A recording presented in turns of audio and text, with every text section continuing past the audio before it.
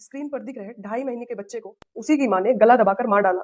जब पिता ने पूछा मेरे लल्ला को क्यों मारा, तो माँ बोलती है हाँ मैंने मार डाला, वो मेरा मैटर है तुम्हारा नहीं। लल्ला नहीं पसंद था इसीलिए गला दबा दिया। मध्य प्रदेश के रीवा जिले की प्रिया गुप्ता एक दिन सुबह जोर जोर से चिल्लाने लगती है, चीखने लगती है। उसके चिल्लाने की आवाज सुनकर परिवार के और लोग जब उसके पास जाते हैं तो देखते हैं वो अपने 2.5 महीने के बच्चे को गोद में लेकर रो रही थी। जब परिवार वालों ने पूछा क्या हुआ, तो बोलती है मैं सुबह उठ के इसको दूध पिला रही थी, बच्चे के गले में दूध अटक गया जिससे बच्चे की जान चली गई। उस समय मौके पर प्रिया गुप्ता के पति प्रकाश गुप्ता नहीं थे, क्योंकि वो उत्तराखंड में नौकरी करते थे।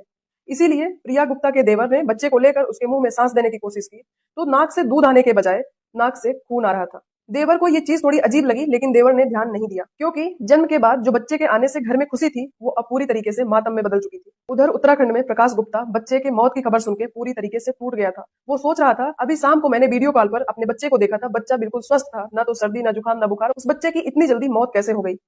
उसको ये बात अंदर ही अंदर खाया जा रही थी। तो कुछ दिनों बाद जब प्रकाश गुप्ता अपने घर पर आता है, उस समय पत्नी प्रिया गुप्ता अपने मायके चली गई थी। तो वो अपने छोटे भाई के पास बैठकर अपने दिल की बात कहता है। बच्चे की तबीयत भी नहीं खराब थी, बुखार जुकाम भी नहीं था। पता नहीं क्या हुआ कि मेरा बच्चा इतनी जल्दी चला गया।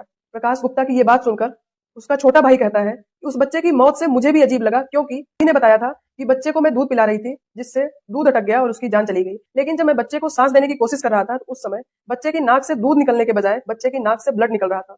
और सबसे बड़ी बात, भाभी ने कहा कि बच्चे की मौत लगभग 5 से 5:30 बजे सुबह में हुई है, लेकिन बच्चा रोज 4 से 4:30 बजे के बीच रोता था, लेकिन उस दिन बच्चा 4 से 4:30 बजे के बीच रोया ही नहीं। इसीलिए मुझे शक था कि बच्चे की मौत रात में ही हो चुकी थी। मुझे भी कुछ अजीब लगा, शायद बच्चे की मौत दूध अटकने से नहीं बल्कि उसके साथ कुछ अनहोनी हुई है। फिर प्रकाश गुप्ता अपनी पत्नी से धीरे धीरे बात करना शुरू करते हैं, उनको बहकाना शुरू करते हैं और वो बताते हैं कि मैं एक तांत्रिक के पास जाने वाला हूँ, वो मुझे बता देगा कि मेरे बच्चे की मौत कैसे हुई। प्रिया गुप्ता बोलती है कि ठीक है आप जाइए। फिर प्रकाश गुप्ता अपनी मोबाइल में कॉल रिकॉर्डिंग लगाते हैं और फिर दूसरे दिन अपनी पत्नी से बात करते हैं कि मैं तांत्रिक के पास गया था और तांत्रिक ने मेरे बच्चे की जिसने हत्या की है उसका नाम बता दिया। फिर पत्नी उधर से बोलती है कि क्या नाम बताया, तो पति बोलता है तांत्रिक ने सब सच बता दिया कि तुमने ही मेरे बच्चे की हत्या की है, क्या ये सच है।